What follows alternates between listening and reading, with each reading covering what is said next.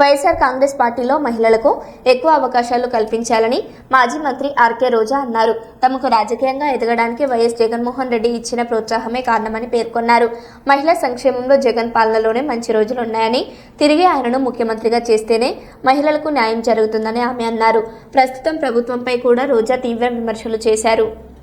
Sports కానీ cultural మినిస్టర్ని చేసి నా మీద నమ్మకాన్ని ఉంచి ఈరోజు నేను ఒక నాయకురాలిగా ఎదిగే అవకాశాన్ని జగన్మోహన్ రెడ్డి గారు ఇవ్వటం నా జీవితంలో ఆయన నేను ఎప్పుడూ కూడా మర్చిపోలేను. జీవితాంతం కృతజ్ఞతగా ఉంటానని కూడా మీ అందరి ముందు చెప్తున్నా. ఎందుకంటే మీరు కూడా మా స్థాయికి వచ్చేదానికి అవకాశం ఉంది వైఎస్ఆర్ కాంగ్రెస్ పార్టీలో మాత్రమే. ఎందుకంటే కష్టపడే వాళ్ళకి, టాలెంట్ ఉన్న వాళ్ళకి, పార్టీ కోసం, ప్రజల కోసం మనసు పెట్టి పనిచేసే వాళ్ళకి ఖచ్చితంగా స్థానం జగనన్న కల్పిస్తారు. దానికి రెండవ నిదర్శనం నా పక్కనున్న వరద కళ్యాణి గారు.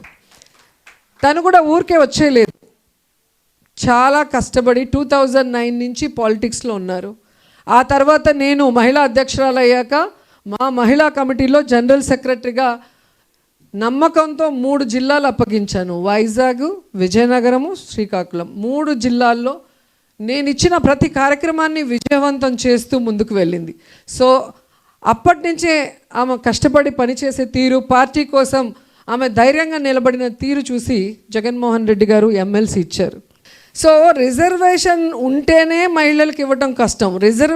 మహిళా రిజర్వేషన్ లేని చోట కూడా రాష్ట్ర వ్యాప్తంగా ఎన్నో పెద్ద పెద్ద పదవుల్ని మహిళల మీద నమ్మకంతో మనకి అందించిన జగనన్నని మనం కాపాడుకోవాల్సిన బాధ్యత ఇప్పుడు మన మీద ఉంది. ఎందుకంటే మీ అందరికీ తెలుసు, ప్రజలు మనని ఓడించలేదు.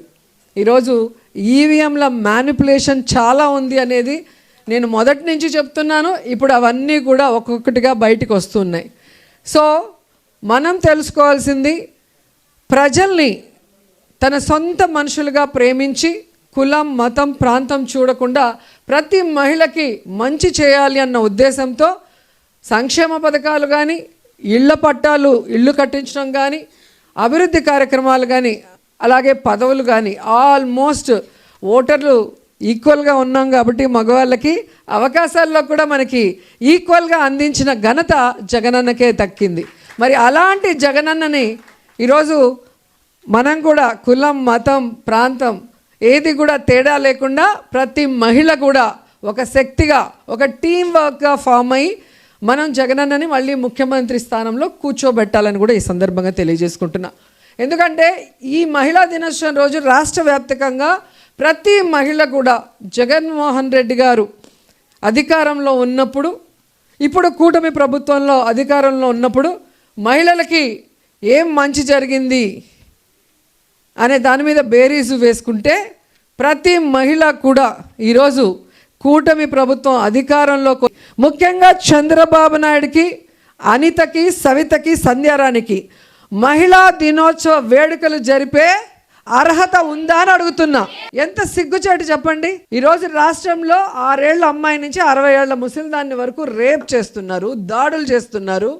వాళ్ళ అధికారాన్ని ఉపయోగించి లొంగ తీసుకొని వాళ్ళ జీవితాలు నాశనం చేస్తుంటే ఈరోజు ఎవరైతే కంప్లైంట్ ఇస్తారో ఆ మహిళల మీద కేసులు పెడుతున్నారు తప్ప, తప్పు చేసినా తప్పుడు వాళ్ళ మీద కేసు పెట్టకుండా వాళ్ళకి మళ్ళీ కొమ్ము కాస్తున్నారు. వీళ్ళ మహిళా దినోత్సవం చేసి మహిళలకి మంచి చేస్తామని చెప్తే ఈ రాష్ట్రంలో ఉండే మహిళలు నమ్ముతారా? ఈరోజు అధికారంలోకి వస్తే కులం, మతం, ప్రాంతం, పార్టీ చూడకుండా మహిళలందరికీ మంచి చేస్తాం, జగన్మోహన్ రెడ్డి గారు ఇచ్చిన దానికన్నా డబుల్గా ఇస్తామని చెప్పారు కూటమి ప్రభుత్వం. ఇచ్చారా? ఈరోజు కులం, మతం, పార్టీ చూడకుండా మన పార్టీ అయినా వాళ్ళ పార్టీ అయినా అందరినీ వెన్నుపోటు పొడిచేయటమే. వెన్నతో పెట్టిన విద్య చంద్రబాబు నాయుడుకి. నిజమే కదా? పవన్ కళ్యాణ్ భలే చెప్పాడు, 11 మంది ఉన్నా 1100 మంది లాగా వీళ్ళు మాట్లాడుతున్నారు అన్నారు. సో కూటమి ప్రభుత్వం ఇటు పార్టీకి క్రేజ్ పెరుగుతుంది, అటు మీరు ఏ ఇష్యూ మీద అయితే మాట్లాడతారో ఆ అన్యాయమైన కుటుంబానికి మీరు న్యాయం చేసిన వాళ్ళు అవుతారు.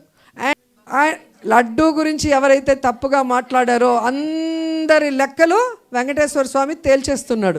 గట్టిగా పోరాటం చేయాలి. ఇప్పుడు మేము ఒక్కరమే చేస్తే అవ్వదు. సో జగనన్న మళ్ళీ ముఖ్యమంత్రి అవ్వాలి, ఈ రాష్ట్రంలో మహిళలందరూ బాగుండాలి అంటే ఆ మహిళలకి ప్రతినిధులైన మనం అందరం కూడా ఇక్కడ రాజకీయాల్లో ఉన్న వాళ్ళం ధైర్యంగా పోరాడాలి.